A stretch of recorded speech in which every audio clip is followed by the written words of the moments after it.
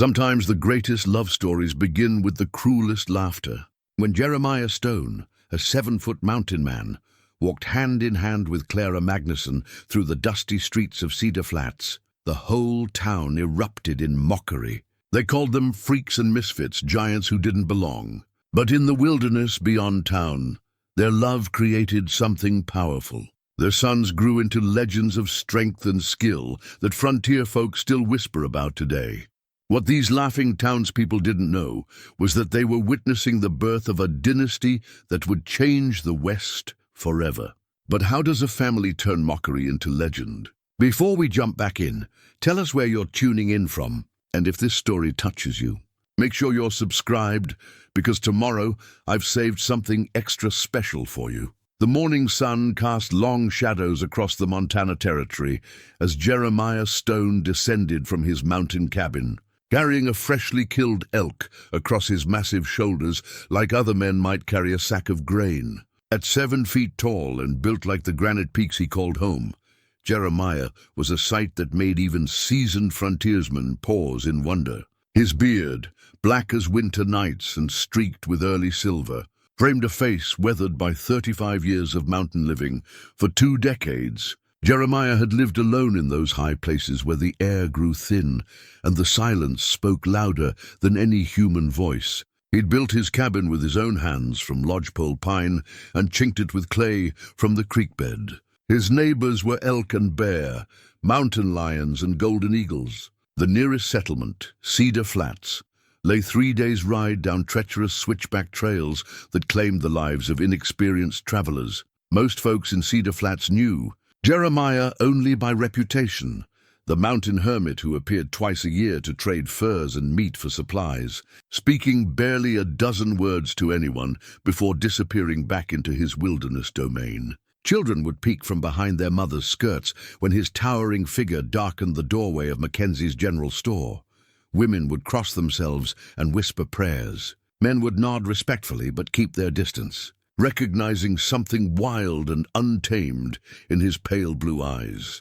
The town itself squatted in a valley where Willow Creek meandered through stands of cottonwood and aspen. Cedar Flats had grown from a trading post into a proper settlement of nearly 300 souls, complete with a church, school, saloon, and the inevitable collection of businesses that sprouted wherever men gathered to wrestle civilization from the wilderness. Main Street stretched barely 4 blocks, flanked by false-fronted buildings that proclaimed their owners' optimism about the town's future. At the heart of Cedar Flats' social order stood Mayor Cornelius Weatherby, a portly man whose gold watch chain stretched across his considerable belly like a bridge spanning a canyon. Weatherby had arrived from St. Louis with grand plans and Eastern money, determined to bring culture and refinement to the frontier. His wife, Prudence, led the ladies' auxiliary with an iron fist wrapped in lace gloves,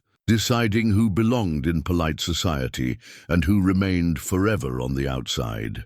The Weatherby's circle included Judge Harrison Blackwell, whose stern countenance and black robes commanded respect in his makeshift courthouse, and Reverend Marcus Thornton, a thin man whose fire and brimstone sermons could make sinners sweat even in winter.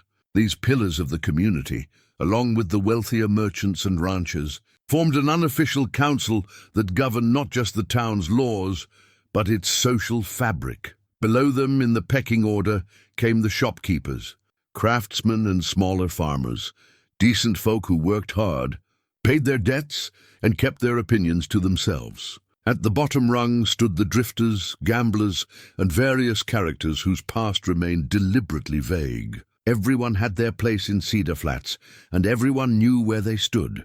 Into this carefully ordered world walked Clara Magnusson on a Tuesday morning in late September, driving a wagon loaded with her few possessions and pulled by 2 sturdy draft horses that seemed small beneath her commanding presence. Clara stood 6 feet and 4 inches in her bare feet, with shoulders broad enough to shame most men and hands that could shoe a horse or knead bread with equal skill.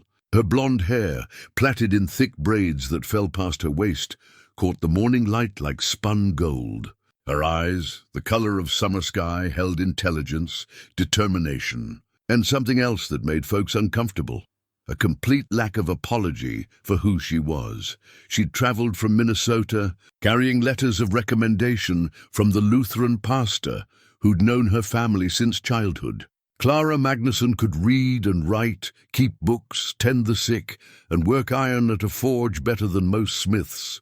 She'd come to Cedar Flats seeking opportunity and independence, two commodities as rare as hen's teeth for unmarried women on the frontier. The whispers started before Clara finished unhitching her horses. Women gathered in clusters, fans fluttering like nervous birds as they discussed the newcomer's unseemly height and unfeminine strength. Men stared openly, some with curiosity, others with the kind of interest that made decent women blush and reach for their shawls. "Good Lord in heaven," muttered Martha Caldwell, wife of the town's only doctor.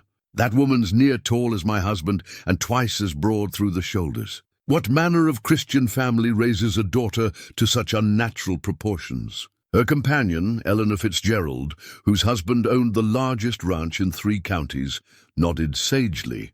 "Mark my words, Martha, that sort comes to no good. A woman ought to know her place, and that one's place ain't among civilized folks." But Clara paid no mind to the stares and whispers. She'd endured them all her life. From childhood playmates who called her giant girl to suitors who approached her only on dares from their friends. She'd learned early that the world judged harshly what it couldn't understand. And she'd grown strong in ways that went deeper than muscle and bone.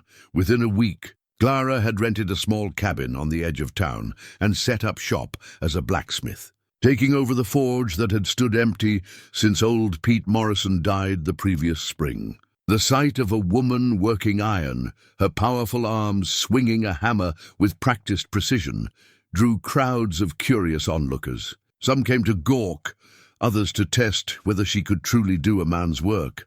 Clara proved herself quickly. She shod horses with skill that surpassed Morrison's best efforts, repaired wagon wheels that other smiths deemed hopeless, and crafted ironwork of such beauty and strength that even her harshest critics grudgingly admitted her talent. Her prices were fair, her work honest, and her word reliable, qualities that mattered more than appearances in a place where winter could kill the unprepared. Still, she remained an outsider. The Ladies' Auxiliary made it clear that membership was reserved for women of appropriate stature and demeanor. The unmarried men of Cedar Flats treated her as a curiosity rather than a potential wife. She attended church each Sunday, sitting alone in the back pew while families clustered together like islands of belonging she could never reach. It was on such a Sunday, as autumn painted the mountainsides in gold and crimson, that Jeremiah Stone made his seasonal journey to town for supplies. He'd traded his furs at Mackenzie's and loaded his packhorse with flour, coffee, salt, and the few luxuries that made mountain winters bearable. As always, he'd planned to complete his business and disappear back into his high country before the curious stares became too burdensome. But as he led his horse down Main Street, something made him pause. Through the open doors of the Methodist church came the sound of hymn singing, voices raised in amazing grace with the kind of fervor that only frontier faith could inspire. And rising above the chorus, clear and strong as mountain air, came a voice that made Jeremiah's heart skip against his ribs. He found himself drawn to the church window, his massive frame casting a shadow across the colored glass that someone had hauled all the way from Denver. Inside, the congregation sang with eyes closed and hearts open, but Jeremiah saw only one figure. In the back pew sat a woman whose height and strength matched his own, whose voice carried such beauty that it seemed to harmonize with something deep in his soul. Clara sensed his presence before she saw him. Some instinct, honed by years of being watched and judged, made her look toward the window where a silhouette blocked the morning light. Their eyes met through the glass, pale blue meeting summer sky, and in that moment, something passed between them that neither the townspeople's gossip nor the wilderness's isolation could explain. After the service ended and the congregation filed out in their Sunday finery, Jeremiah waited by the church steps. Clara emerged last, as was her custom, avoiding the clusters of families that gathered to exchange pleasantries and social observations. She moved with grace despite her size, carrying herself with the quiet dignity of someone who'd learned to find strength in solitude. "Ma'am," Jeremiah said, removing his hat to reveal hair as black as his beard. His voice, unused to conversation, came out rougher than he'd intended. "I don't believe we've been introduced. I'm Jeremiah Stone." Clara paused, studying this giant of a man who stood before her without the mixture of fear and fascination she'd grown accustomed to seeing in men's eyes. Instead, she saw recognition, not of her strangeness, but of something familiar, something kindred. "Clara Magnusson," she replied, extending a hand that could match his grip for grip. "I've heard tell of you, Mr. Stone. They say you live up in the high country." "That I do," he confirmed, finding her handshake firm and honest as her gaze. "And I hear you've taken over Morrison's forge. Folks say you do fine work." "I do what's needed," Clara said simply. But something in her voice suggested she appreciated being judged by her craft rather than her appearance.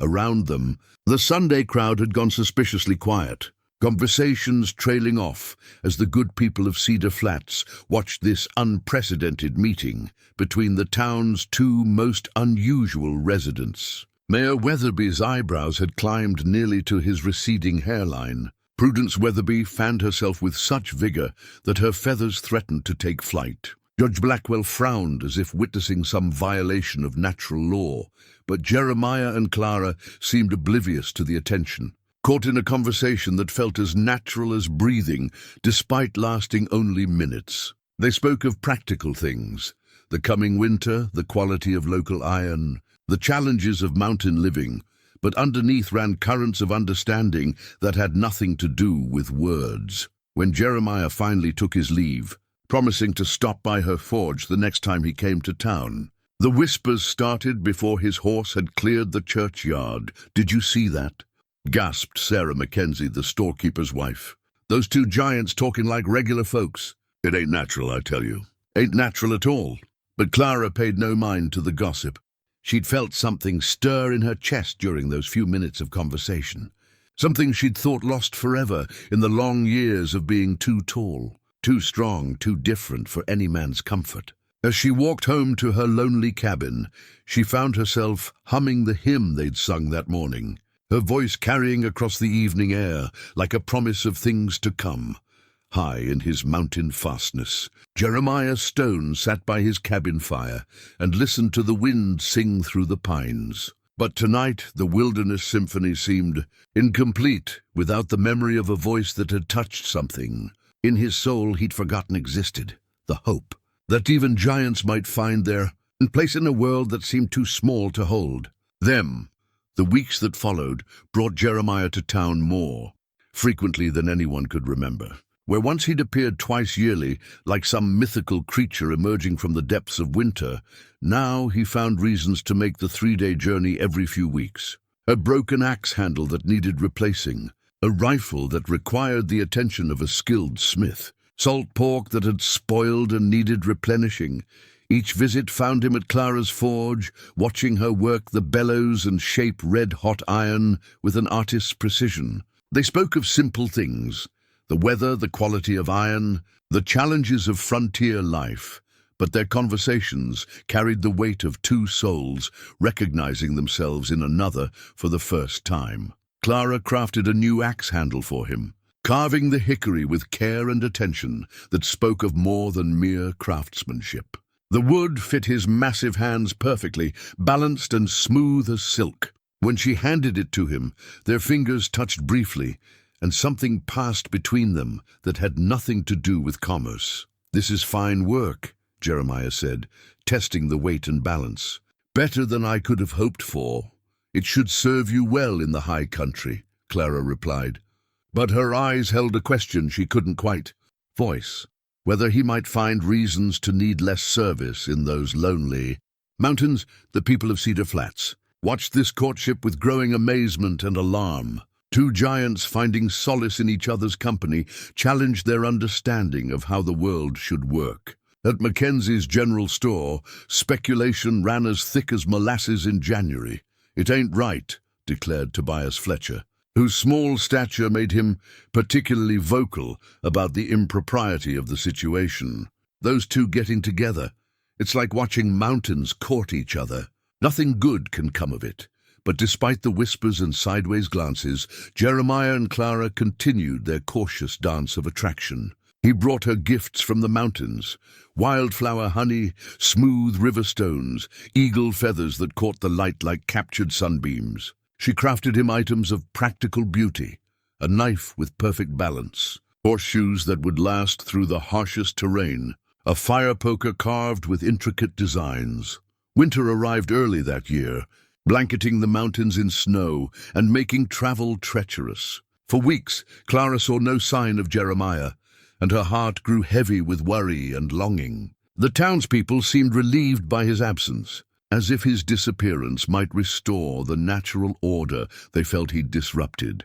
Then came the morning when Clara looked up from her forge to see him standing in the doorway, snow melting from his beard and shoulders, his pale blue eyes holding something new, a resolve that made her breath catch in her throat. "Clara," he said, his voice carrying across the ring of hammer on anvil like a bell tolling, "I have something to ask you."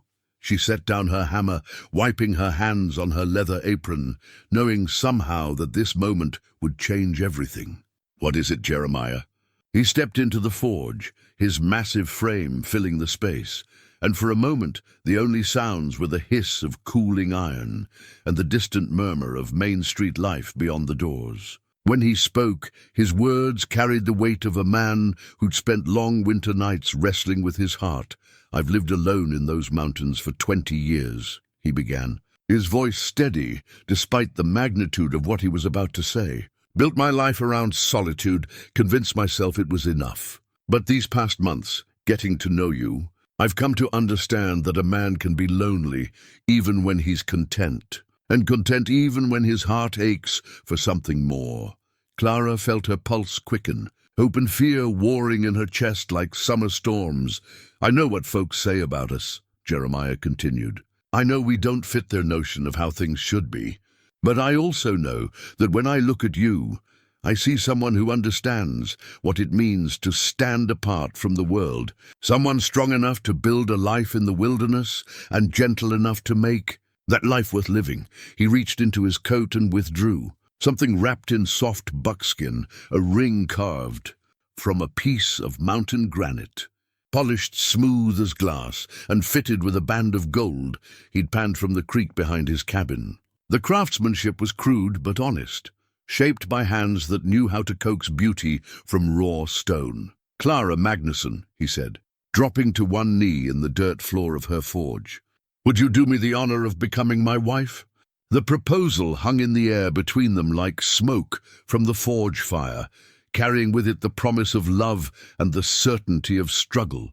Clara stared at the ring, at this giant of a man kneeling before her, and felt her heart swell with emotions she'd thought lost forever.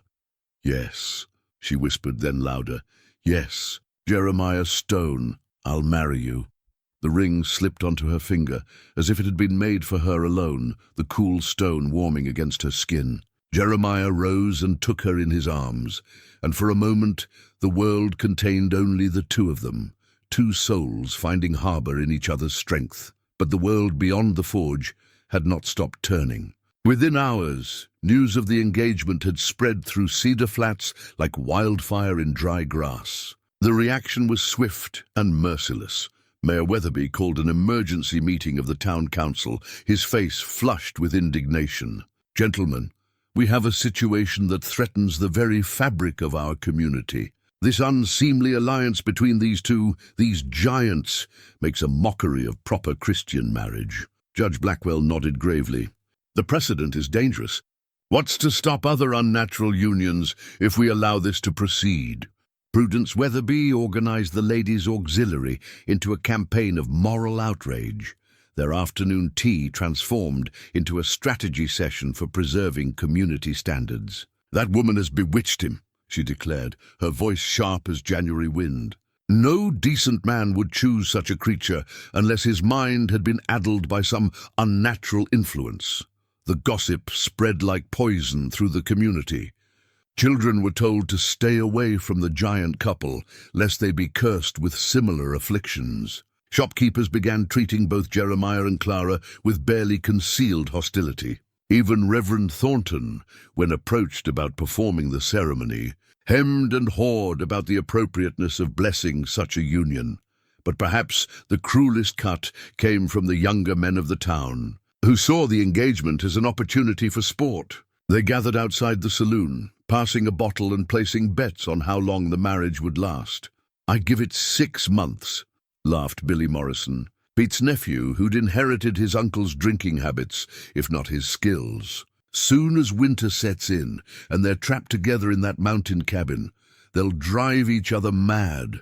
"Hell, Billy," countered Tom Fletcher, Tobias's eldest son, "I don't think they'll make it through the wedding night. Imagine those two giants trying to—" His words dissolved into crude laughter that carried on the evening air, reaching Clara as she walked home from her forge. Each laugh felt like a physical blow, but she held her head high and continued walking. The granite ring on her finger, a tangible reminder that she was no longer alone in facing the world's judgment. In his mountain cabin, Jeremiah sat by the fire and carved a wedding chest from pine he'd cut and seasoned himself. Each stroke of the knife carried his hopes for their future, each careful joint a promise of the home they would build together. But even in the high country, the echoes of the town's laughter seemed to follow him, a reminder that their love would be tested by more than mountain winters and wilderness dangers. The date was set for the first Saturday in December, just 3 weeks away. As the day approached, the betting intensified.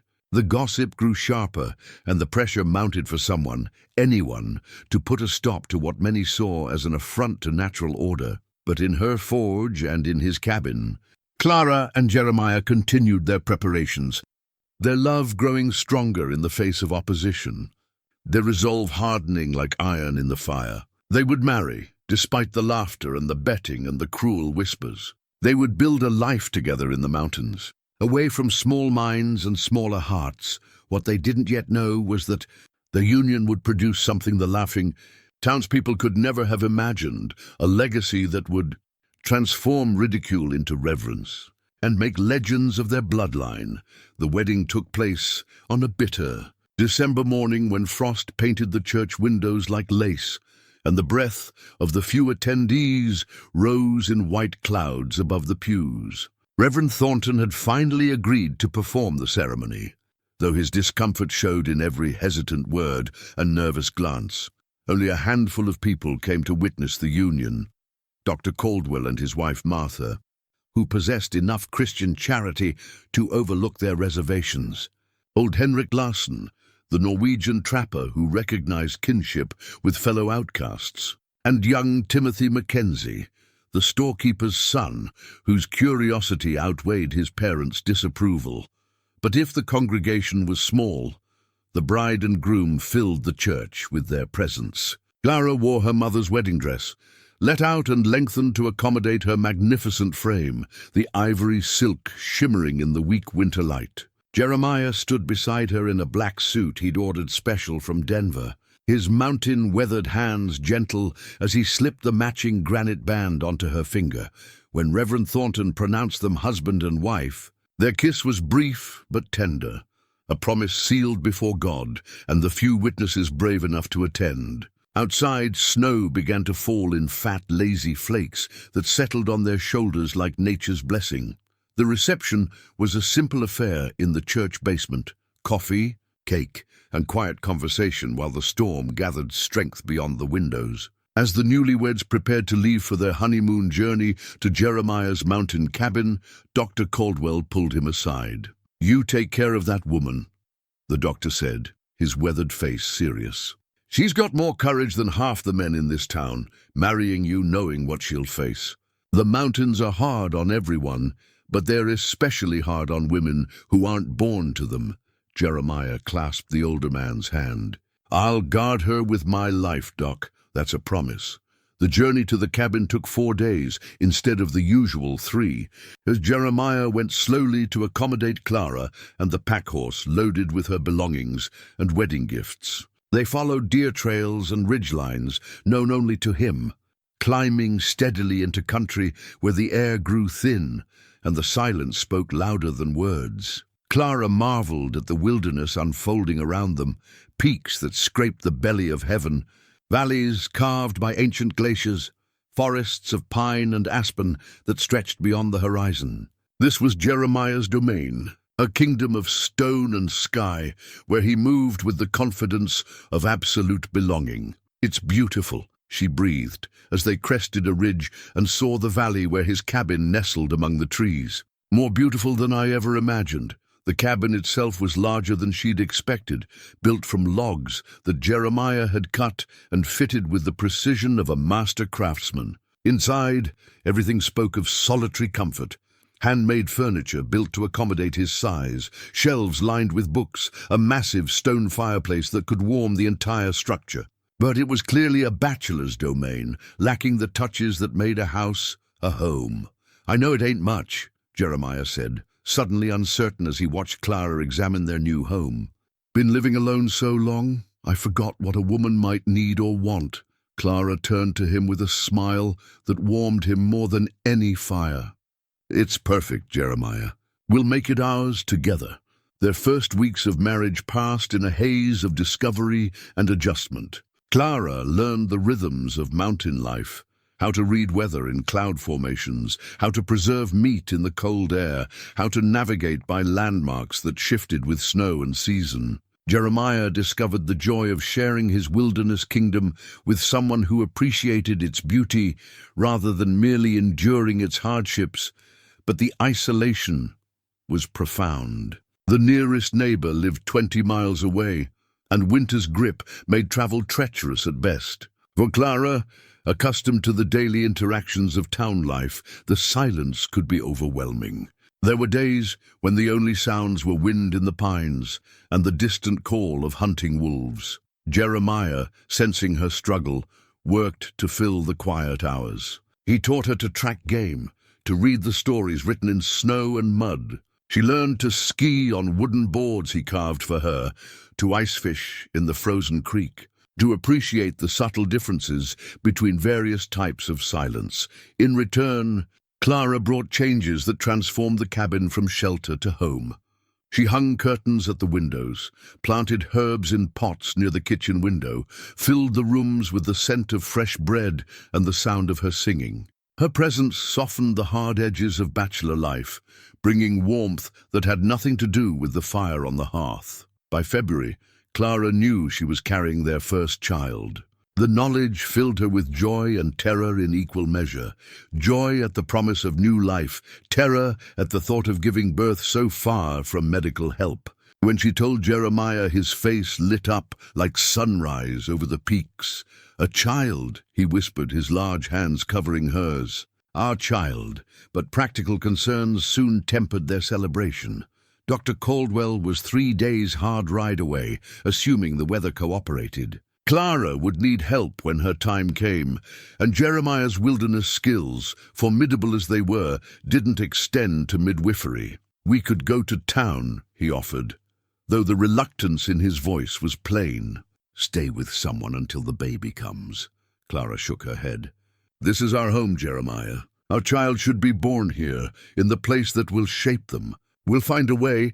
Spring arrived late that year, snow lingering in the shaded valleys well into May.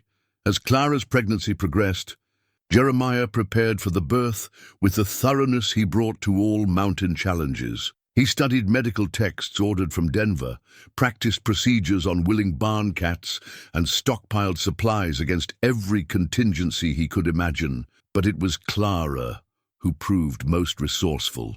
Drawing on childhood memories of helping her mother tend to neighbor women, she prepared remedies from mountain plants: willow bark for pain, yarrow to stop bleeding, pine needle tea for strength. Her hands, so skilled at shaping iron, proved equally capable at preserving life. The rifle that hung over their mantel had belonged to Jeremiah's father, passed down through 3 generations of stone men who'd carved their lives from wilderness. It was more than a weapon.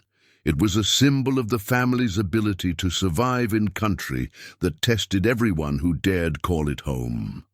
As summer deepened and Clara's time drew near, that rifle took on new significance. The mountains held dangers beyond difficult births. Grizzly bears protecting cubs, mountain lions hunting for easy prey, and the occasional human predator drawn by isolation and opportunity.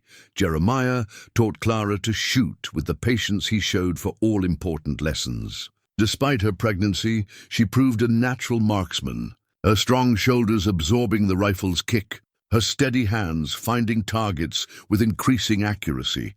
"Every woman up here needs to know how to protect herself and her family," he explained as she practiced on pine cones at increasing distances. "The mountains don't care about your condition or circumstances. They only respect strength and preparation."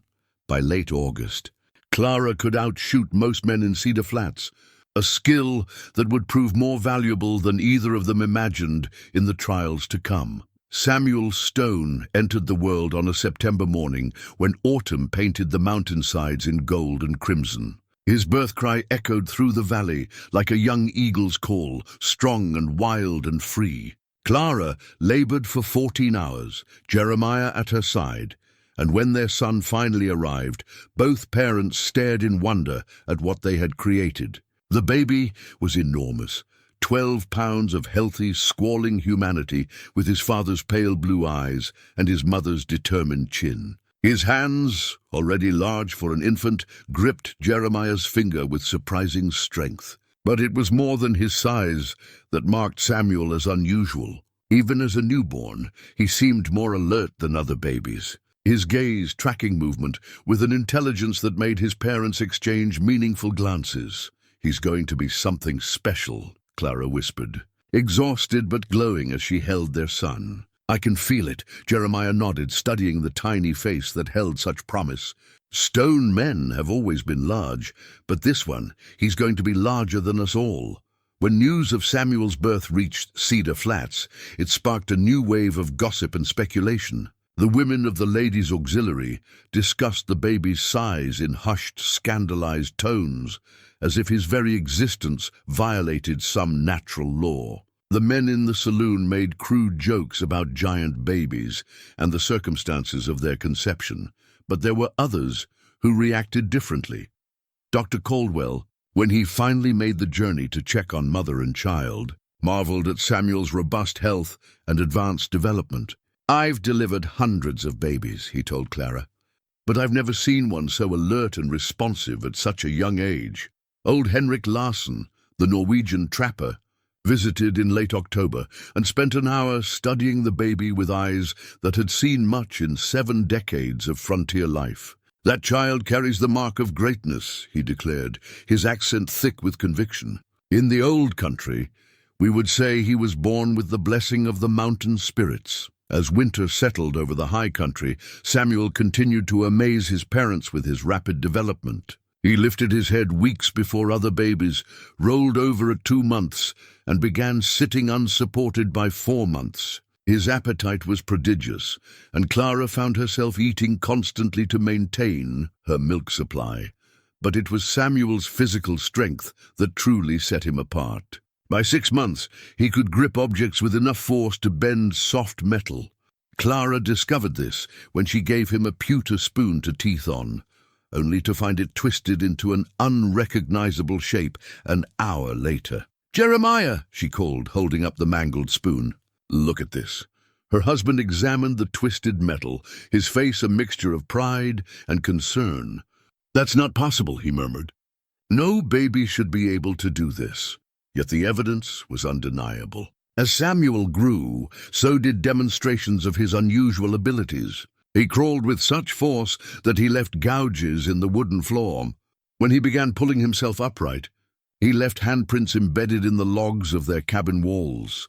The cradle that Jeremiah had carved with such care for his firstborn became the first in a series that would mark the Stone family's growing legend. Made from mountain pine and fitted with loving precision, it bore the wear marks of a child whose strength already exceeded normal bounds. In years to come, that cradle would be displayed in the cabin as a reminder of where the legend began. Word of Samuel's unusual development spread through the mountain communities like smoke signals. Trappers and traders who visited the stone cabin carried tales of the giant baby back to settlements scattered across the territory.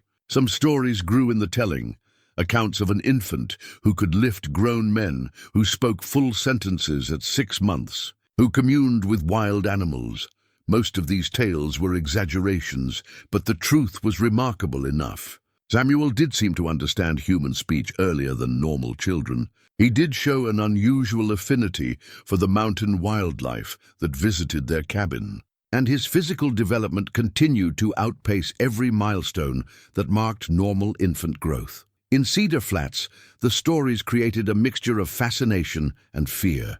Some saw Samuel's abilities as a blessing, evidence that God smiled upon the union of two pure hearts. Others whispered of unnatural influences, of what happened when giants bred together in violation of divine intention. Mayor Weatherby called another emergency council meeting, his face grave with concern. "Gentlemen, these reports about the stone baby, if they're true, we may have a situation that requires careful consideration." Judge Blackwell nodded thoughtfully. "Unusual circumstances often call for unusual responses. We must think about the welfare of the entire community, but their discussions remained theoretical. As Samuel was safely distant in his mountain home, growing stronger each day under the loving care of parents who saw his abilities as gifts rather than curses. Spring brought new challenges to the Stone household. Samuel, now crawling with tremendous vigor, required constant supervision to prevent him from inadvertently damaging furniture or, more concerning, hurting himself through the sheer force of his movements. Clara fashioned padding for sharp corners and reinforced everything within the baby's reach. The child's appetite continued to amaze. By his first birthday, Samuel consumed as much food as a grown man, his body burning energy at a rate that matched his accelerated development. Jeremiah found himself hunting more frequently, bringing down larger game to keep up with their growing needs. But perhaps the most remarkable aspect of Samuel's development was his temperament. Despite his unusual strength and rapid growth, he remained a happy, affectionate child who seemed to intuitively understand the need for gentleness. He never used his strength aggressively, never hurt his parents despite his powerful grip. "It's like he knows," Clara observed one evening as she watched Samuel carefully pet a rabbit that had wandered into their cabin. "He understands that he's different, that he needs to be careful." Jeremiah agreed, marveling at his son's instinctive wisdom. Mountain children grow up fast, but this one, he's growing up with the wisdom of someone much older. As Samuel's first birthday approached, Clara discovered she was pregnant again. The news filled them with joy and anticipation, but also with growing awareness that their family was destined to be anything but ordinary. In the town below, betting had resumed about the Stone family's future. But now the wagers centered not on whether their marriage would survive, but on what manner of children they would produce. Some bet on normalcy, eventually asserting itself. Others wagered that each child would be more remarkable than the last. None of them guessed how right the second group would prove to be, or how their casual betting would transform into something closer to awe as the Stone family legend continued to grow. In the mountain cabin where love had conquered ridicule, a dynasty was taking shape that would redefine what it meant to be human in the untamed American West. The cradle that had held Samuel now awaited his sibling, ready to begin rocking another child whose story would become part of frontier folklore. But first, Samuel himself had more growing to do, more impossible feats to perform, more evidence to provide that some families are touched by forces beyond ordinary. Understanding, Daniel Stone arrived in the world on a stormy March night when thunder rolled through the mountains like the voice of an angry god. His birth was even more dramatic than his older brothers, 16 pounds of baby with lungs that could be heard echoing off the canyon walls. If Samuel had been remarkable, Daniel was extraordinary. Where Samuel had been alert and strong, Daniel was alert, strong, and possessed of an almost supernatural awareness of his surroundings. Even as a newborn, his eyes seemed to track things that weren't there, as if he could see beyond the normal spectrum of human perception. His grip was powerful enough to leave marks on his father's hands, and his cries could wake wildlife a mile away. Clara recovered from the birth with the resilience that had sustained her through frontier life. But even she was amazed by Daniel's rapid development. While Samuel had been advanced for his age, Daniel seemed to operate on an entirely different timeline. He held his head up within days of birth, rolled over at 6 weeks, and was crawling by 3 months with a speed that made supervision nearly impossible.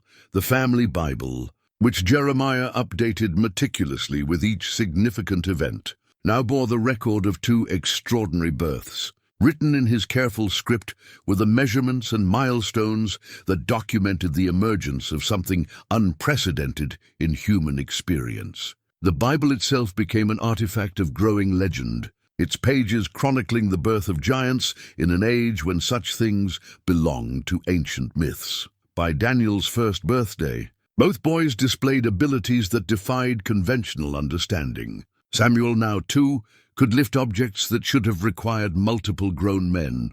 Daniel, still technically an infant, possessed coordination and strength that amazed even his parents. Together, they played games that would have been dangerous for normal children. Wrestling matches that shook the cabin, foot races that left craters in the yard. Word of the Stone Children spread far beyond the immediate mountain communities. Traders and travelers carried tales eastward, and soon letters arrived from newspaper reporters and scientific societies requesting interviews.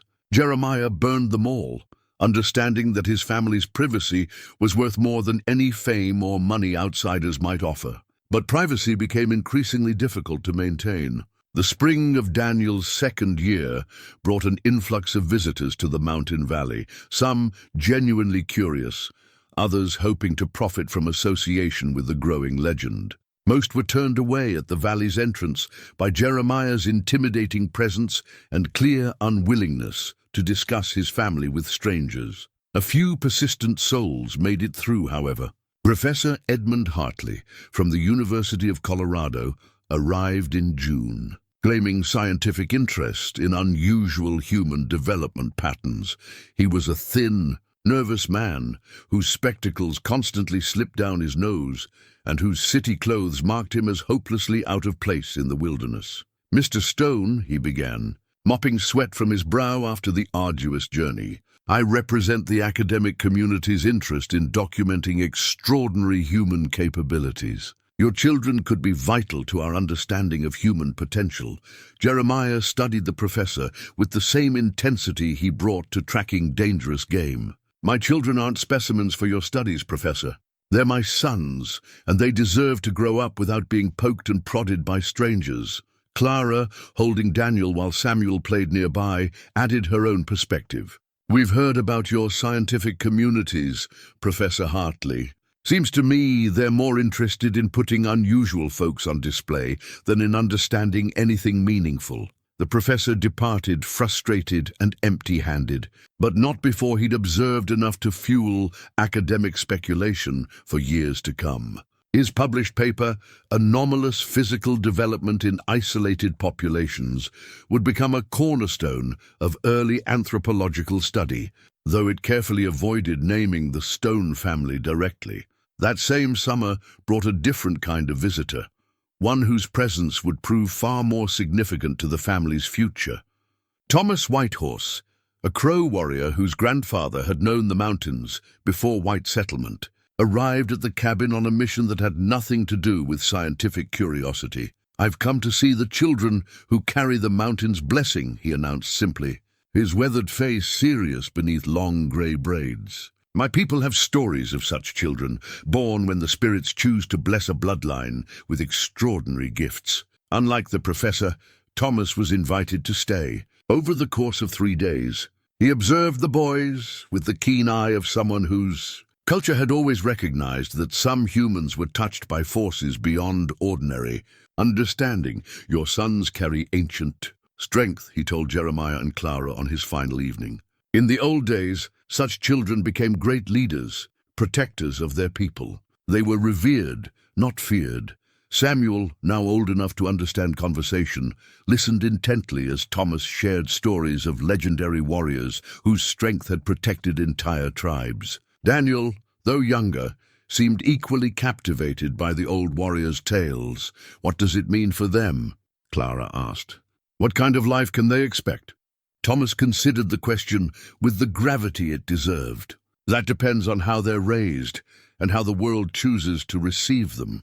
Strength without wisdom becomes tyranny. Wisdom without courage becomes cowardice. Your sons will need both in abundance.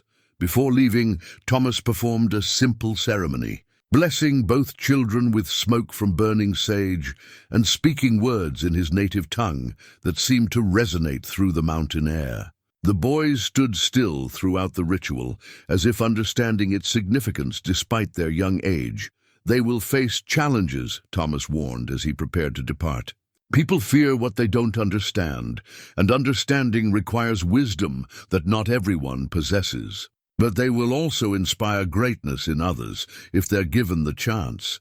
His words proved prophetic. By autumn, reports of the stone children had reached Cedar Flats in forms both accurate and wildly exaggerated. Some claimed the boys could uproot trees, others that they communed with bears and mountain lions. The truth that they were simply exceptionally strong and intelligent children seemed almost mundane compared to the mythology growing around them. The town's attitude began to shift, however grudgingly. Dr. Caldwell, who'd been making regular visits to check on the family's health, reported that both children were not only physically remarkable, but also kind, well-mannered, and obviously loved. His medical opinion carried weight with the more reasonable townspeople. Those boys are healthy as horses and twice as strong, he announced at a town meeting, called to discuss the stone situation. More importantly, they're being raised right. Clara and Jeremiah are doing everything proper parents should do, but not everyone was swayed by medical testimony.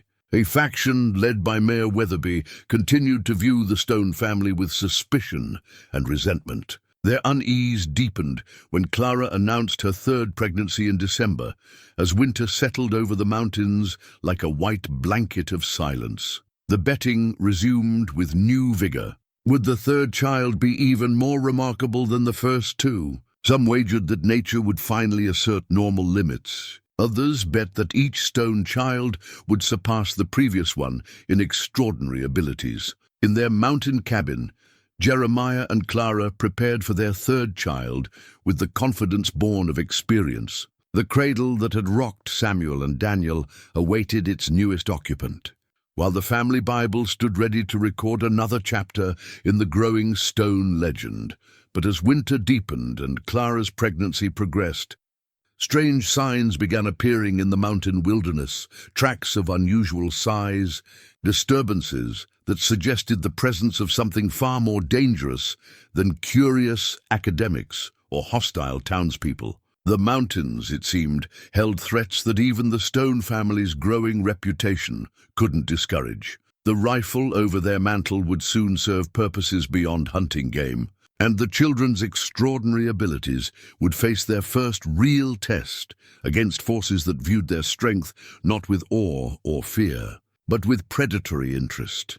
Joshua Stone entered the world during a blizzard that lasted 3 days and buried the mountain valley under 10 feet of snow. His birth cries shattered icicles hanging from the cabin eaves and sent wildlife fleeing for miles in every direction. At 18 pounds, he was the largest of the Stone children yet born, and his strength was immediately apparent when he gripped the doctor's finger with enough force to make the seasoned physician wince. Dr. Caldwell, who had made the treacherous winter journey specifically to attend the birth, stared at the newborn with something approaching disbelief. "Morning, ma'am," called the leader, a scarred man whose eyes held the cold calculation of a predator.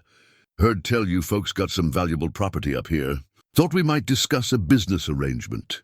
Clara straightened from her garden, her hand moving instinctively to the rifle she kept within reach. "We're not interested in any business arrangements. I suggest you move along." The man's companions spread out, a movement Clara recognized as tactical positioning. But before the situation could escalate, Samuel and Daniel approached the strangers with the fearless curiosity of children who had never learned to be afraid. "Who are you?" Samuel asked, his 4-year-old voice clear and strong. At nearly 5 feet tall, he was already larger than some grown men, though his youthful face marked him clearly as a child. The rustlers exchanged glances, clearly unprepared for children of such unusual size. Their leader recovered first, his voice taking on a falsely friendly tone. "Well now, boy, aren't you a big one? Where's your daddy?" "Working," Daniel answered simply, stepping protectively in front of his baby brother Joshua, who sat playing in the dirt nearby. Though only 3, Daniel stood nearly as tall as Samuel and possessed an awareness that made him seem far older than his years. The lead rustler made the mistake of reaching for his gun, perhaps thinking to intimidate the family into submission. He never completed the motion. Samuel, moving with speed that defied his size, crossed the 20 feet between them in 2 strides and grasped the man's wrist with enough force to make bones creak audibly. "You shouldn't point guns at my mama," Samuel said, his young voice carrying an authority that belonged to someone much older. "My daddy says that's not polite." The rustler tried to pull free, his face contorting with pain and shock. His companions moved to help him, but Daniel stepped forward, and something in the younger boy's expression froze them in place. "I think you should leave now," Daniel said quietly. "Before my daddy comes back." As if summoned by his son's words, Jeremiah emerged from the tree line where he'd been checking trap lines. The sight of 3 armed strangers threatening his family transformed him from a peaceful mountain man into something far more dangerous. His rifle appeared in his hands with fluid grace, and his pale blue eyes went cold as winter ice. "You have exactly 30 seconds to get off my land," he said, his voice carrying the quiet menace of an avalanche waiting to fall. "After that, I stop being neighborly." The rustlers, faced with a giant father and his extraordinary children, decided that discretion was indeed the better part of valor. They departed with as much dignity as they could muster, but word of their encounter spread quickly through the criminal underworld that preyed on isolated settlers. The Stone family, it was learned, was not an easy target. But if the first confrontation established the family's ability to defend themselves, it also marked a turning point in their relationship with the surrounding communities. News of how Samuel and Daniel had handled armed adults reached Cedar Flats and the other settlements, transforming abstract stories about strong children into concrete evidence of their remarkable abilities. Dr. Caldwell, when he heard the account, shook his head in amazement. A 4-year-old boy overpowering a grown man. If I hadn't seen those children myself, I'd call it impossible. The story evolved in the telling, as frontier stories often did. Some versions had Samuel lifting horses, others had Daniel stopping bullets with his bare hands. But beneath the exaggerations lay a truth that even the most skeptical had to acknowledge. The Stone children were unlike anything anyone had ever seen. In Cedar Flats, the betting took on a different character. No longer were people wagering on whether the children were truly extraordinary. That question had been settled. Now they bet on what the boys might accomplish as they grew older, what kind of men they might become, whether their strength would be used for good or ill. Mayor Weatherby, faced with shifting public opinion, found his position increasingly uncomfortable. The townspeople who had once supported his efforts to discourage the Stone family were now asking pointed questions about why he'd opposed them so vigorously. "Seems to me," observed Henrik Larsson, during one heated town meeting, "that family up in the mountains has done nothing but good for this community. They've run off rustlers who've been plaguing our ranches for years. Maybe it's time we stopped treating them like outcasts and started treating them like the asset they clearly are." The old Norwegian's words carried weight with the practical-minded frontier folk who valued results over social conventions. A delegation was formed to visit the Stone family, and extend a formal apology for the town's previous treatment. But Jeremiah and Clara, when approached with the offer of reconciliation, received it with cautious grace. They harbored no grudges, but they had learned to be wary of sudden changes in public opinion. "We appreciate the gesture," Jeremiah told the delegation, "but our boys are still young, still learning what it means to carry the strength they've been given. We'll continue to live quietly up here, raising them right, and hope that's enough for everyone." Clara added her own perspective, her voice carrying the wisdom of a mother who understood the challenges her children would face. Strength without character is dangerous, whether it's in a normal man or an extraordinary one. Our boys will learn to use their gifts responsibly, but that learning takes time and patience. As summer arrived and Joshua celebrated his first birthday by lifting objects that should have required multiple adults to move, the Stone family settled into a new phase of their mountain life. They had proven themselves capable of defending their home and family. They had earned a grudging respect from their neighbors, but most importantly, they had begun establishing the moral foundation that would guide their sons as they grew into the legends that frontier folk would tell around campfires for generations to come. The wooden sign at their valley entrance now bore 3 notches, marking 3 extraordinary children born to love that had conquered ridicule. But the story of the Stone family was far from over, and the greatest challenges and the greatest triumphs still lay ahead in the untamed wilderness they called home. "Clara." "Jeremiah," he said slowly, "this child is beyond anything I've seen in 40 years of medical practice. His muscle tone, his reflexes, his awareness, it's as if he was born already months old." Clara, exhausted but radiant, held her newest son with the expertise of a mother who had learned to handle extraordinary children. "Each one has been special in their own way," she said, marveling at Joshua's alert gaze. "But this one, there's something different about him." Indeed, Joshua's development outpaced even his remarkable brothers. While Samuel had been advanced and Daniel extraordinary, Joshua seemed to operate according to entirely different laws of human growth. He lifted his head and tracked movement within hours of birth. By 1 week, he was rolling over. By 1 month, he was sitting unsupported and reaching for objects with startling precision.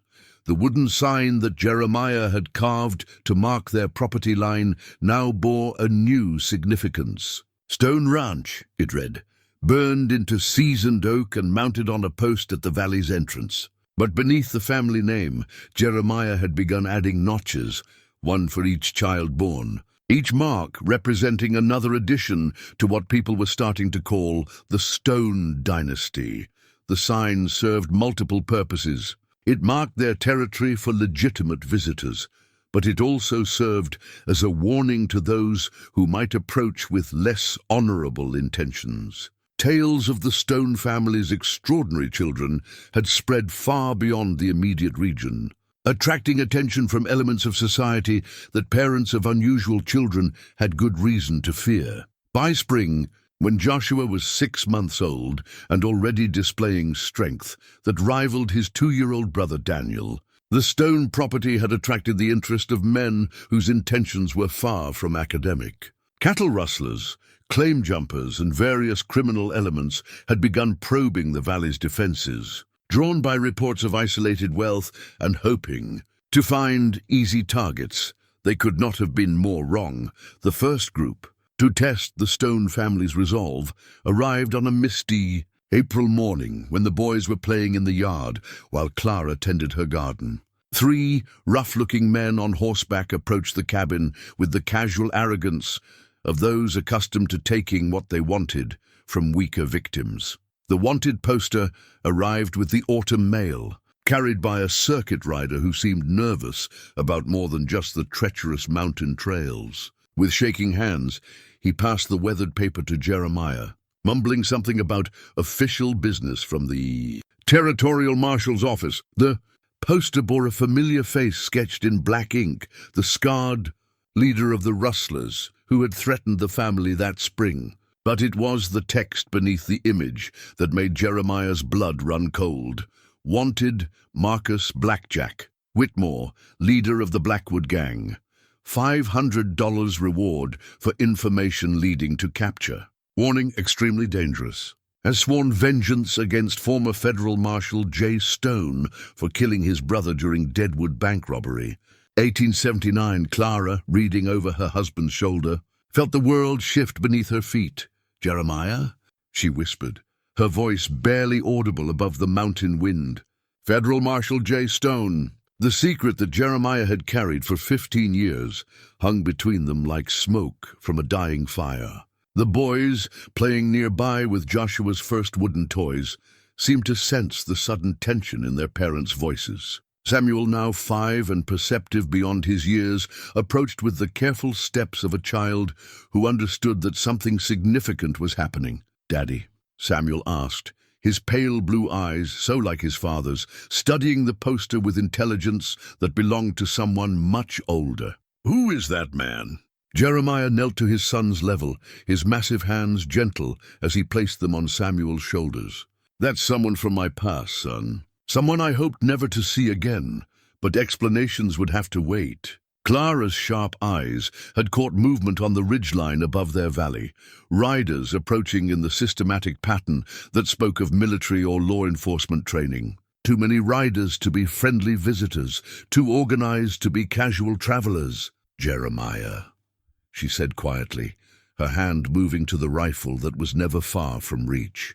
"We have company." The riders numbered 12, led by a man whose silver badge caught the afternoon sunlight. U.S. Marshal William Harrison rode with the confidence of someone accustomed to authority, but even his experienced eyes widened when he saw the Stone family assembled in their yard, 3 children whose size and bearing marked them as anything but ordinary, flanked by parents who stood like sentinels guarding something precious. "Marshal Stone," Harrison called out, using the title that Jeremiah hadn't heard in 15 years. "Or do you prefer Mr. Stone these days?" The question hung in the air like gunsmoke as the boys looked between their father and the approaching lawman. Daniel, with his uncanny ability to sense emotional undercurrents, moved protectively closer to his mother. Joshua, barely walking but already showing signs of his brother's remarkable awareness, toddled to his father's side. "It's just Mr. Stone now." "Marshal," Jeremiah replied, his voice steady despite the turmoil in his heart. "Has been for a long time." Marshal Harrison dismounted, his movements careful and respectful. He was clearly a man who understood the delicate nature of his mission. "I'm here about the Blackwood Gang, Jeremiah. They've been hitting banks and stagecoaches from Denver to Salt Lake City, and according to our sources, they're planning something big in this territory." Clara stepped forward, her maternal instincts overriding her shock at learning about her husband's hidden past. "Marshal, my husband has been living peacefully in these mountains for 15 years. Whatever he was before, he's a family man now." "Ma'am, I understand your concern," Harrison replied, his hat in his hands. "But the gang isn't interested in what your husband has become. They only care about settling an old score. Marcus Whitmore has been telling anyone who'll listen that he's going to make Jeremiah Stone pay for killing his brother." Samuel, who had been listening with the intensity that marked all his attention, spoke up with a clarity that made the marshal blink in surprise. "My daddy killed someone?" The question came from a 5-year-old child, but the voice that asked it belonged to someone who understood that the world contained both good and evil, and that sometimes good men had to do terrible things to protect innocent people. Jeremiah knelt again, gathering all 3 of his sons around him. "Boys, before I met your mother, before I came to these mountains, I was a lawman. It was my job to catch bad men who hurt innocent folks. Sometimes, when bad men wouldn't surrender, I had to fight them. And sometimes people died in those fights." Daniel, barely 4 but possessing wisdom beyond his years, reached out to touch his father's weathered face. "Did you hurt innocent people, Daddy?" "No, son. I spent my life protecting innocent people, but that meant I made enemies among the bad men I stopped." Clara, processing the revelation that her husband had been one of the most famous federal marshals in the territory, felt a strange mixture of pride and fear. The man she'd married for his gentleness and strength had once been known as Phantom Stone, the lawman who appeared without warning to bring justice to the lawless frontier. Marshal Harrison, watching the family dynamic with growing respect, cleared his throat. The Blackwood gang has been asking questions about you, Jeremiah. They know about your family, about these boys. Whitmore isn't just planning revenge.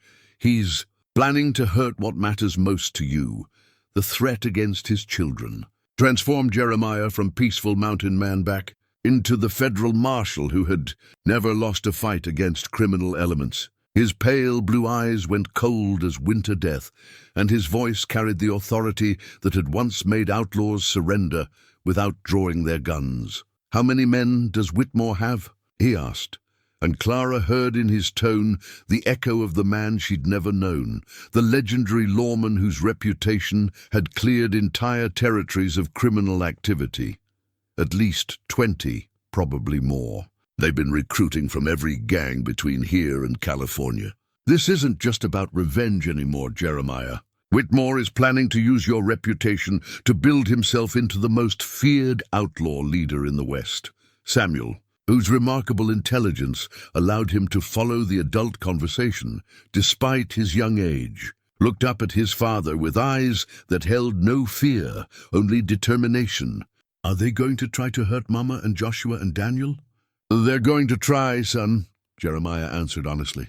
"But they're going to find that the Stone family is harder to hurt than they expect. The badge that Marshal Harrison carried in his saddlebags wasn't just a piece of metal.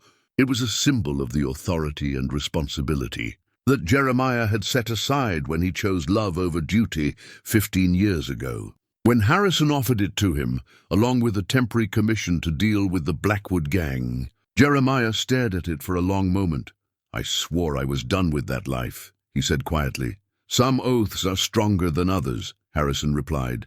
"Your oath to protect your family might just be the strongest of all." Clara, understanding that their peaceful mountain existence was about to change forever, stepped beside her husband. "If you pin on that badge, you won't be facing this alone. This family has always stood together, as if summoned by their parents' resolve." The three boys moved to stand with them, Samuel tall and serious beyond his years, Daniel alert and ready for whatever might come, Joshua toddling on unsteady legs but clearly determined to be part of whatever was happening.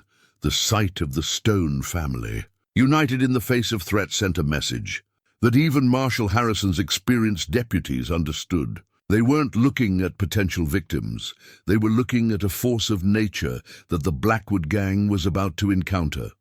When Jeremiah finally pinned the federal marshal's badge to his shirt, it felt both foreign and familiar, like picking up a tool he'd set aside but never forgotten how to use. The boys watched with wide eyes as their father transformed before them from gentle mountain man to something far more formidable. "What happens now, Daddy?" Daniel asked, his young voice steady despite the magnitude of what they faced. Jeremiah looked out across the valley that had been their sanctuary, then back at his extraordinary family. "Now we show the Blackwood gang what happens when you threaten a Stone family that's learned to stand together." The revelation of Jeremiah's past had changed everything and nothing. He was still the loving father and devoted husband his family knew, but he was also something more, a legendary lawman whose skills and reputation would soon remind the criminal underworld why some men became legends not through violence, but through an unwavering commitment to protecting those who couldn't protect themselves. The old badge felt heavier than Jeremiah remembered as he polished its tarnished surface by lamplight. 15 years had passed since he'd last worn the star that marked him as a federal marshal, but the weight of responsibility it carried remained unchanged. Across the cabin, Clara packed supplies with the methodical efficiency of a woman preparing for war, while the boys slept peacefully in their beds, unaware that their world was about to change forever. Marshal Harrison had departed at dawn with half his men, carrying word to the territorial capital about the Blackwood gang's planned assault. The remaining deputies had taken positions around the valley, but Jeremiah knew that 6 lawmen, no matter how skilled, wouldn't be enough to stop 20 hardened outlaws bent on revenge. "The townspeople need to know what's coming," Clara said, her voice cutting through the pre-dawn silence. "Cedar Flats deserves a chance to prepare." Jeremiah nodded, studying the tactical map he'd sketched of the valley and surrounding approaches. "I'll ride down tomorrow. Give them a choice. They can evacuate until this is over, or they can stand with us." "You know what they'll choose," Clara said, a small smile playing at the corners of her mouth. "They've finally figured out what kind of neighbors they have. They won't abandon us now." She was right. The transformation in Cedar Flats' attitude toward the Stone family had been gradual but complete. Where once the townspeople had viewed them with suspicion and ridicule, they now spoke of the family with pride and protective fondness. The children who had once mocked the giant couple now boasted about knowing the famous Stone boys personally. But admiration and loyalty were different things than combat effectiveness. And Jeremiah harbored no illusions about what they would face when the Blackwood gang arrived. Marcus Whitmore had spent 15 years nurturing his hatred, gathering men who shared his appetite for violence, and planning a revenge that would cement his reputation as the most feared outlaw in the territory. The next morning brought Samuel's excited voice echoing through the cabin. "Daddy, Daddy, come see what Daniel and Joshua are doing." Jeremiah stepped outside to find his two younger sons engaged in what appeared to be a training exercise of their own devising. Daniel, at 4 years old, had fashioned wooden swords from pine branches, while 3-year-old Joshua wielded a stick with the same intensity that grown men brought to real weapons. "We're practicing being marshals like you, Daddy," Daniel announced, parrying his baby brother's enthusiastic attacks with skill that belonged to someone much older. "Joshua says the bad men won't expect babies to fight." The sight of his youngest sons preparing for battle with childlike determination filled Jeremiah with pride and heartbreak in equal measure. They were too young to fully understand the danger approaching, but old enough to sense their family's need for unity and preparation. Samuel approached more seriously, carrying a genuine rifle scaled down to fit his remarkable size.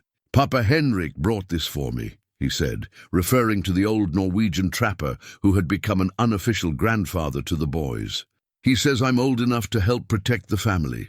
Clara emerged from the cabin, her expression mixing maternal concern with frontier pragmatism.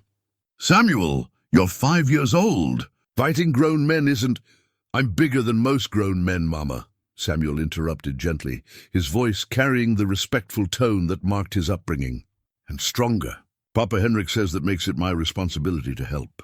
Looking at her eldest son, 5 years old but standing nearly 6 feet tall and possessing strength that defied natural law, Clara struggled with the conflict between protective instincts and practical necessity. The approaching threat made normal parental concerns seem almost insignificant.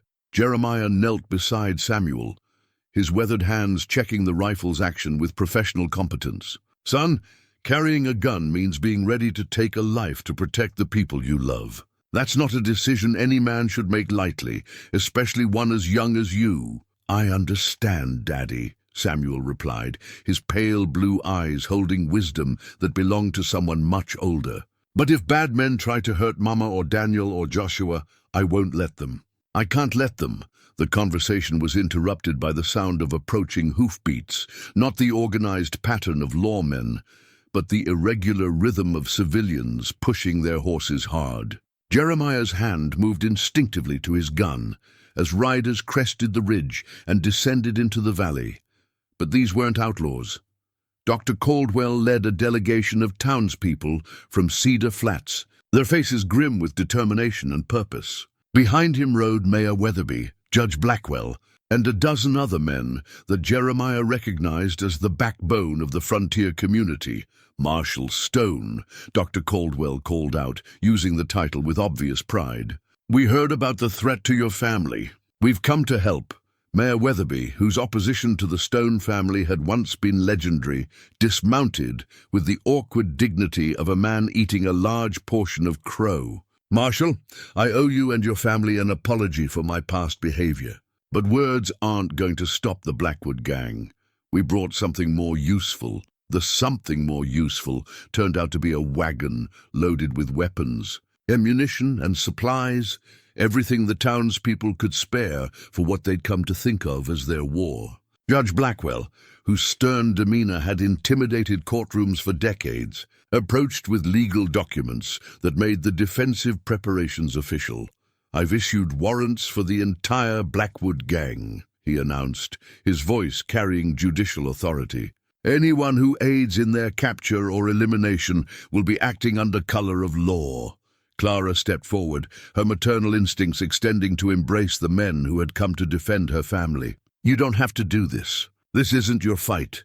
Henrik Larsson, who had arrived with the townspeople despite his advanced age, laughed with the humor of someone who had survived 7 decades of frontier life. "Young Clara, any fight that threatens those boys of yours is our fight.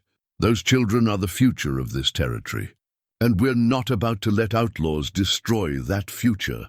The old Norwegian's words carried weight with the practical-minded frontier folk who had learned to recognize value when they saw it. The Stone Children represented something unprecedented, a new kind of human being adapted to the harsh demands of wilderness life, possessed of strength and wisdom that could shape the territory's destiny.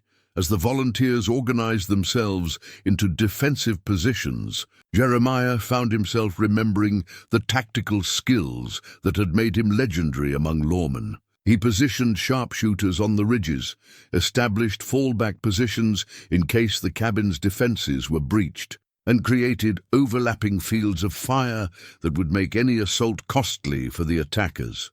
But it was Clara who proposed the most innovative defensive strategy. "The boys' abilities aren't just for protection," she pointed out during an evening planning session. "They're advantages that Whitmore won't expect or know how to counter." Samuel, overhearing the adult conversation, offered his own tactical insight with the serious demeanor of someone much older. "Mama's right. Bad men think children are weak. They won't be ready for children who can fight like grown-ups." Daniel, not to be outdone by his older brother, added his own contribution. "And they won't expect us to work together. Joshua might be little, but he's stronger than normal men. If we coordinate our attacks—" "Boys," Jeremiah interrupted gently, "this is adult business. Your job is to stay safe and let the grown-ups handle the fighting." "With respect, Daddy," Samuel replied, his voice carrying the polite firmness that marked his character. "We're not normal children, and this isn't a normal situation. We can help, and we should help."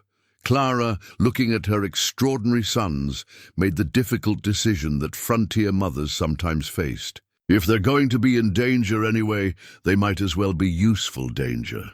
But they stay close to the cabin, and they follow orders without question. The final defensive preparations took place under a star-filled sky that seemed to promise either triumph or tragedy. Weapons were cleaned and loaded, ammunition was distributed, and final messages were written in case the worst happened. The townspeople who had once mocked the giant couple now prepared to die defending them, understanding that some things were worth more than life itself. Dr. Caldwell, making final medical preparations, paused in his work to observe the Stone family gathered around their evening fire. "You know," he said to Henrik Larsson, 15 years ago, those people were the town joke. Now they're what we're willing to fight and die for." "Funny how perspectives change," the old Norwegian nodded sagely. "Not perspectives, Doctor, understanding. We finally understand what we have here, and what we stand to lose if we let evil men destroy it." As the night deepened and sentries took their positions, Jeremiah made one final check of the defenses. The badge on his chest caught starlight as he moved through the shadows, and he felt the weight of responsibility that had defined his younger years. But this time, the stakes were more personal than justice or law. This time, he fought for the family that had transformed him from a lonely lawman into something better. In their cabin, Clara read bedtime stories to boys who would face their first real battle in the morning. Their innocent questions about good men and bad men, about courage and fear, reminded her that no matter how extraordinary their children might be, they were still children who deserved to grow up in a world where strength protected rather than destroyed. The morning would bring violence and testing, but tonight brought the quiet moments that made such fights worthwhile. The sound of children's laughter, the warmth of family love, and the certainty that some things were worth defending with every breath in a person's body. Dawn arrived with the sound of gunfire echoing off the canyon walls.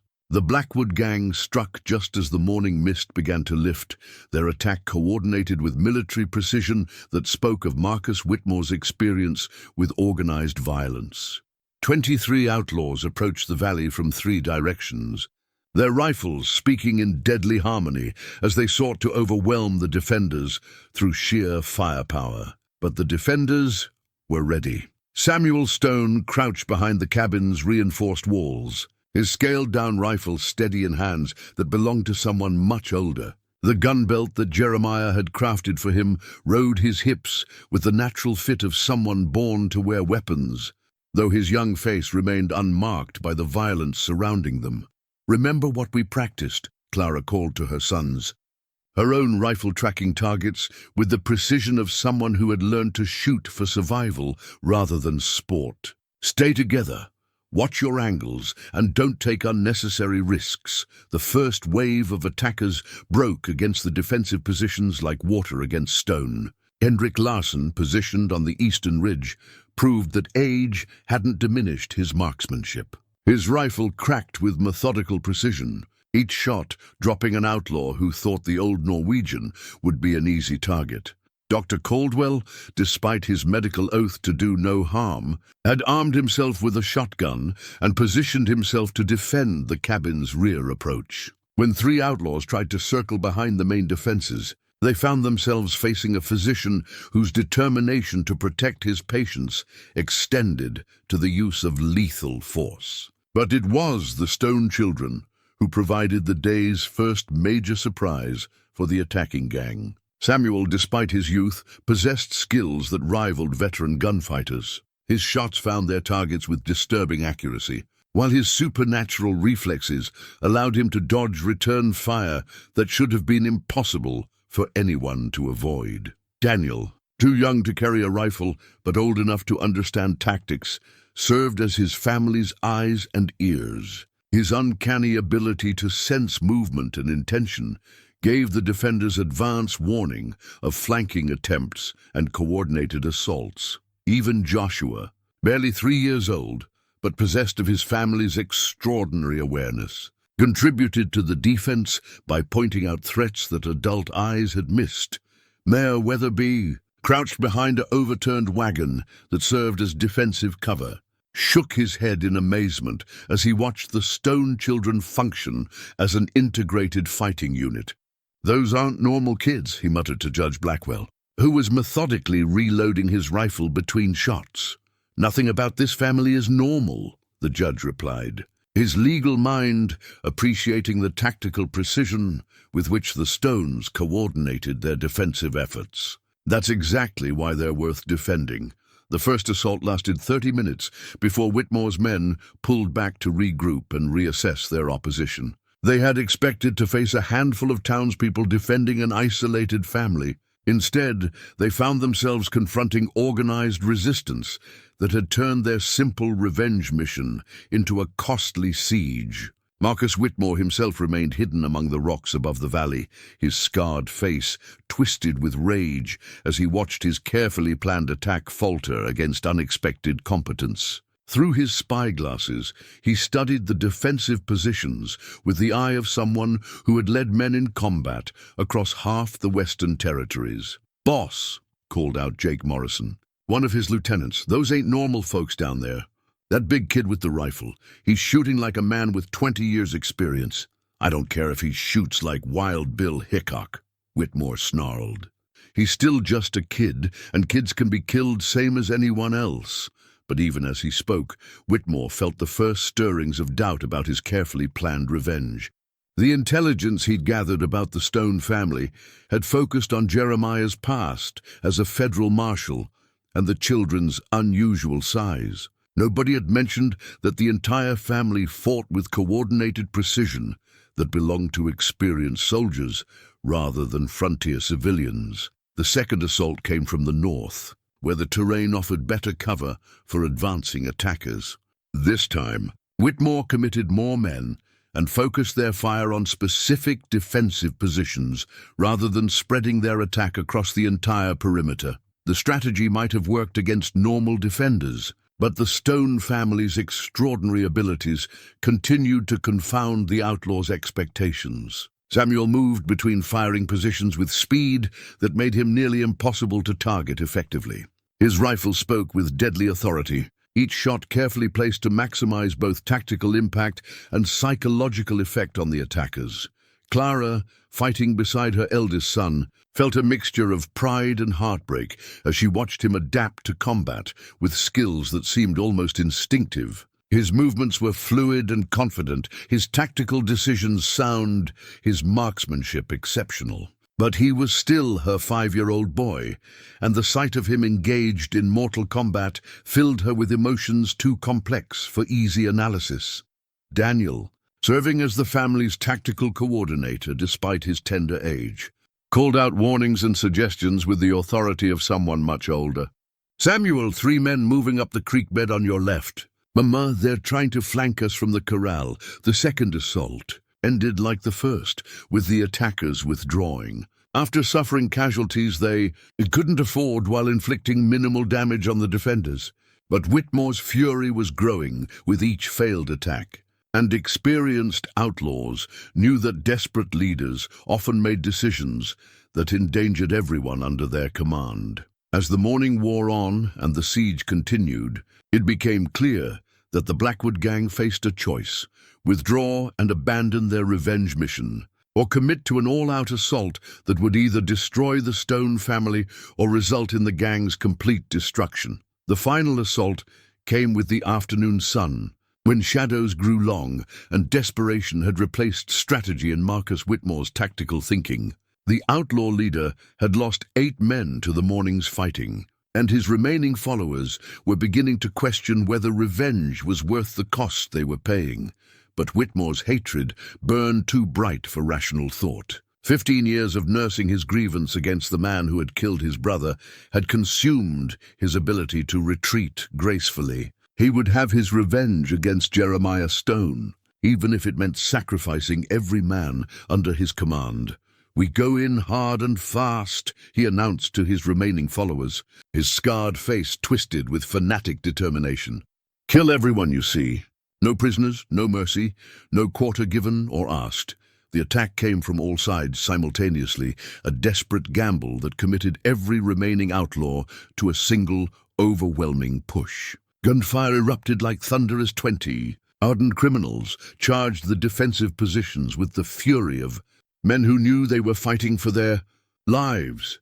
But as the smoke and chaos of battle enveloped the valley, the true nature of the Stone family's extraordinary abilities finally revealed itself to their enemies.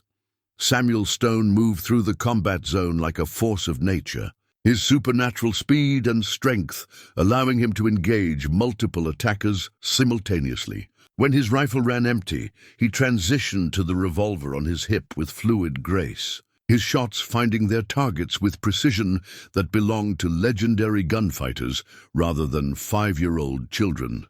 Daniel, despite his young age, proved equally formidable in his own way. His uncanny ability to predict enemy movements allowed him to coordinate the defenders' responses with tactical genius that confounded the attackers' attempts at organized assault. His young voice cut through the gunfire, directing fire and movement with authority that grown men instinctively obeyed. Even little Joshua, barely old enough to walk steadily, contributed to the family's defense with actions that defied belief. When an outlaw broke through the perimeter and threatened Clara, the 3-year-old moved with impossible speed to interpose himself between his mother and the gunman. The sight of a toddler facing down an armed killer with complete fearlessness unnerved the outlaw enough to spoil his aim, giving Clara the split second she needed to end the threat permanently. Jeremiah, fighting with the skills that had made him legendary among lawmen, found himself watching his children with a mixture of pride and awe. They moved together like parts of a single organism, each compensating for the other's positions, each maximizing their extraordinary abilities in service of family survival. But it was Clara who provided the day's most decisive moment. When Marcus Whitmore himself finally entered the battle, seeking to end his vendetta through personal combat with the man who had killed his brother, he found himself facing not just Jeremiah Stone, but the entire Stone family, fighting as a coordinated unit. "Stone!" Whitmore bellowed, his voice carrying across the battlefield like the cry of a hunting predator. "Face me like a man, you badge-wearing bastard!" Jeremiah stepped into the open, his federal marshal's badge catching the afternoon light like a beacon of lawful authority. "I'm here, Whitmore. End this now, and your remaining men can ride away. No deals," Whitmore snarled, his guns already in his hands. "You killed my brother. Now I kill your family." The confrontation that followed lasted mere seconds, but would be remembered for generations. Whitmore was fast, faster than most men who made their living with guns. His draw was smooth, his aim true, and his hatred gave him the edge of desperation. That often proved decisive in gunfights, but he had never faced the combined fury of a family whose love had been forged in the crucible of frontier, hardship, and tempered by extraordinary abilities that defied natural law.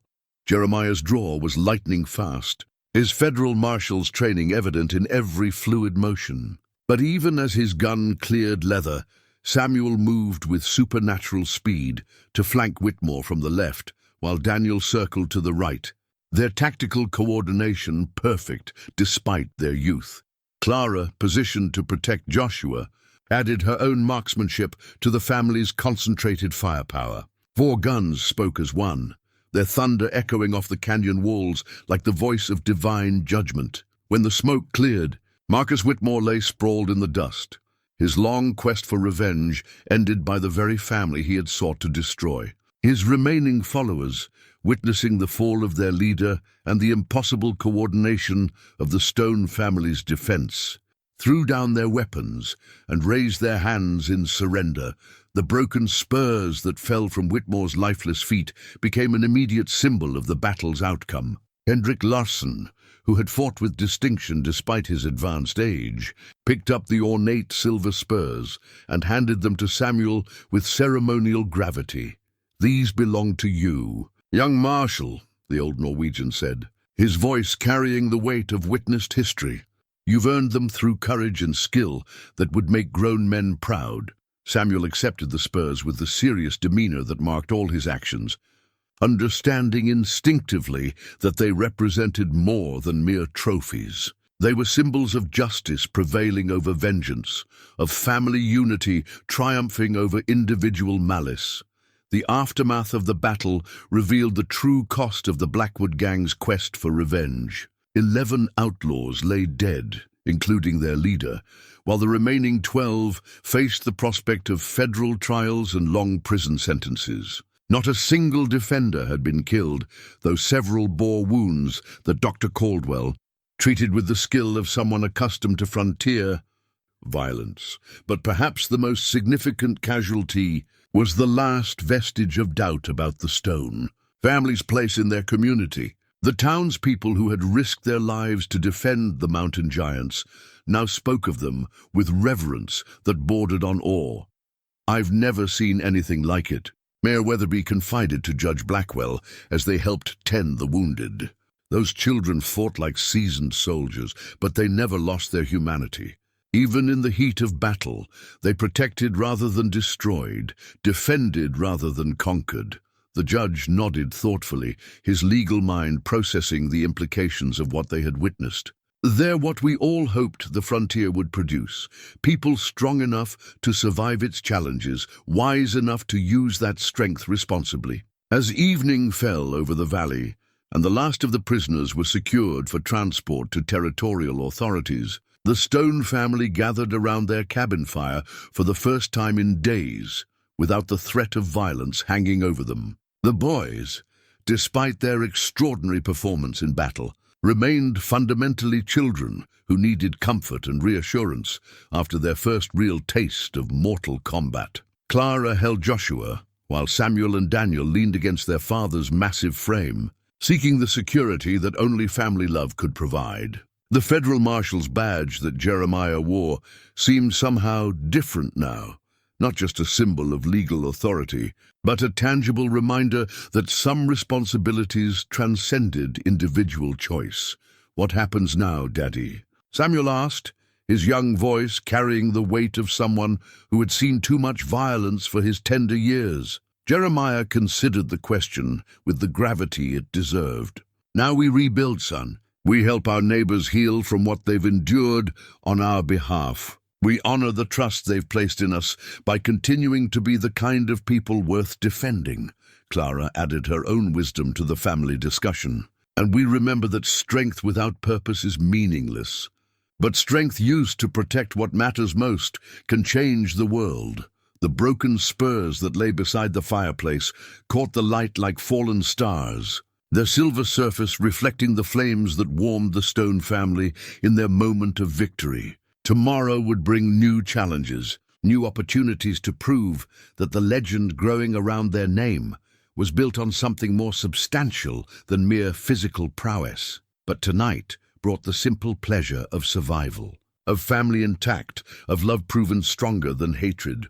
In the mountain cabin where giants had learned to dream, the future stretched ahead like an unmarked trail leading to horizons bright with promise. 5 years had passed since the Battle of Stone Valley, as historians would later call it, and the morning sun revealed changes that transformed both the mountain homestead and the community that had grown around it. Where once a single cabin had stood in wilderness isolation, now a thriving settlement sprawled across the valley floor, with the Stone family home at its heart like the hub of a great wheel. The monument erected by grateful townspeople stood 20 feet tall at the valley's entrance, carved from the same granite that had formed Clara's wedding ring so many years before. Its inscription, written in letters deep enough to last centuries, told a simple story that had already become frontier legend, in memory of those who stood with the Stone family against the Blackwood Gang, September 1885. Courage, unity, and love conquered hatred and fear. Here giants walked among us, and we were not afraid. Samuel Stone, now 10 years old and standing nearly 7 feet tall, read the inscription aloud to his younger brothers as they made their morning pilgrimage to tend the monument. His voice had deepened into something that belonged to a much older person, but his words carried the same gentle wisdom that had marked him since birth. "Do you understand what it means?" he asked Daniel and Joshua, who flanked him like young lieutenants attending their general. Daniel, now 9 and nearly as tall as his older brother, nodded thoughtfully. "It means they stopped being afraid of us because we showed them who we really are inside." Joshua, 7 years old, but already displaying the family's characteristic size and strength, added his own interpretation with the seriousness that marked all Stone family discussions. "It means we proved that being different doesn't mean being dangerous."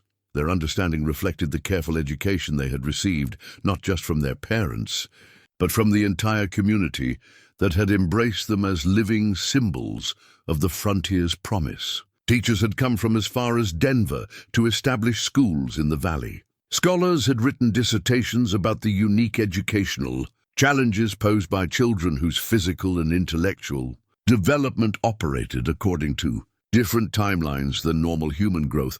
But perhaps the most significant change was evident in Cedar Flats itself, which had grown from a struggling frontier town into a thriving community that people traveled hundreds of miles to visit.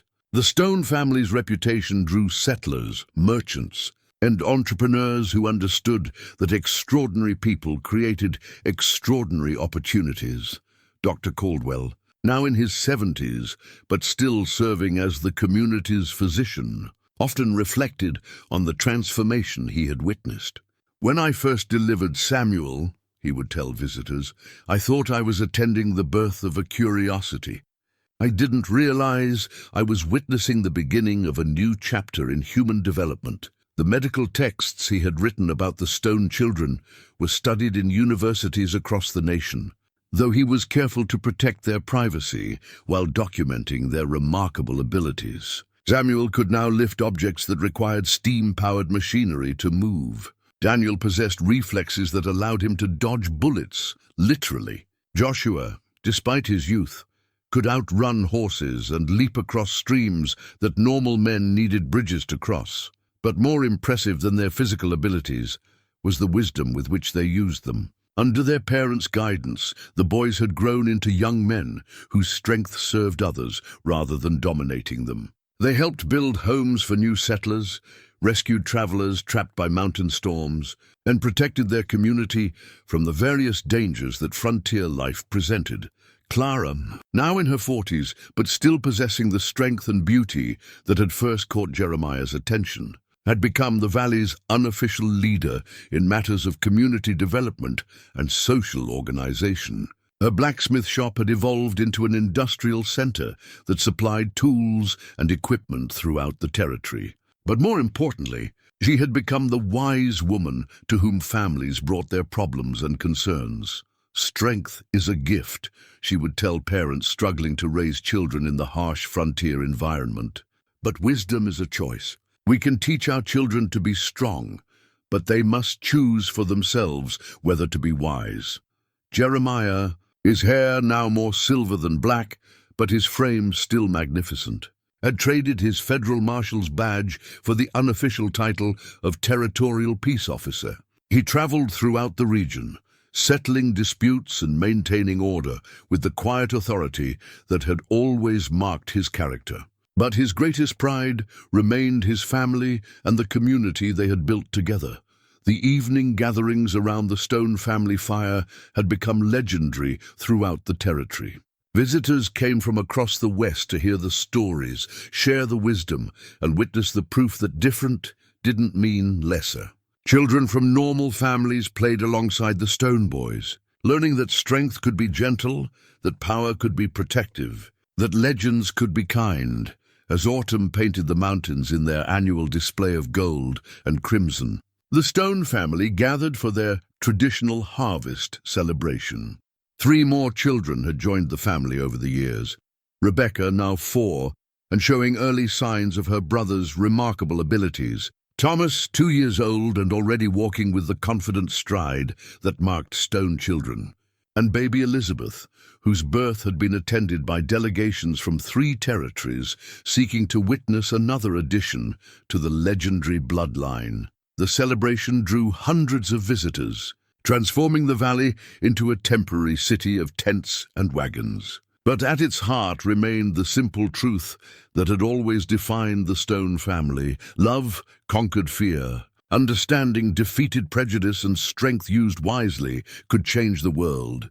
Samuel, now approaching his 11th birthday and showing signs of the leadership qualities that would one day make him territorial governor, stood before the assembled crowd with the natural authority that belonged to those born to command.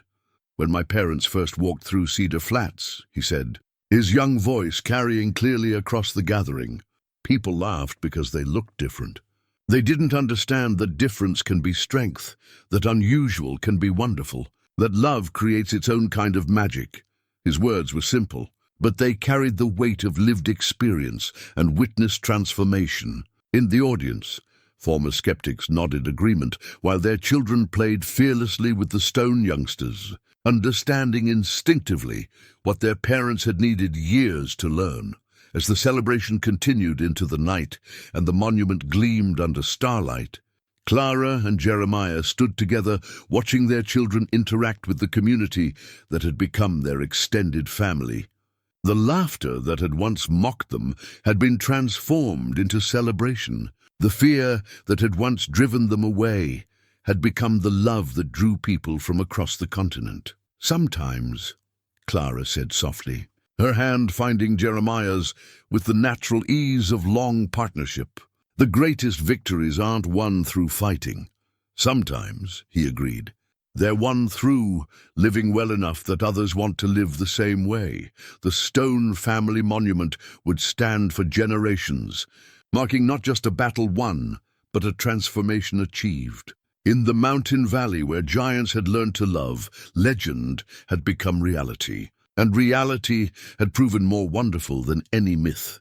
And in the gentle laughter of children playing without fear of difference, the true victory echoed on, a promise that the future would be built not by those who conquered others, but by those who conquered themselves.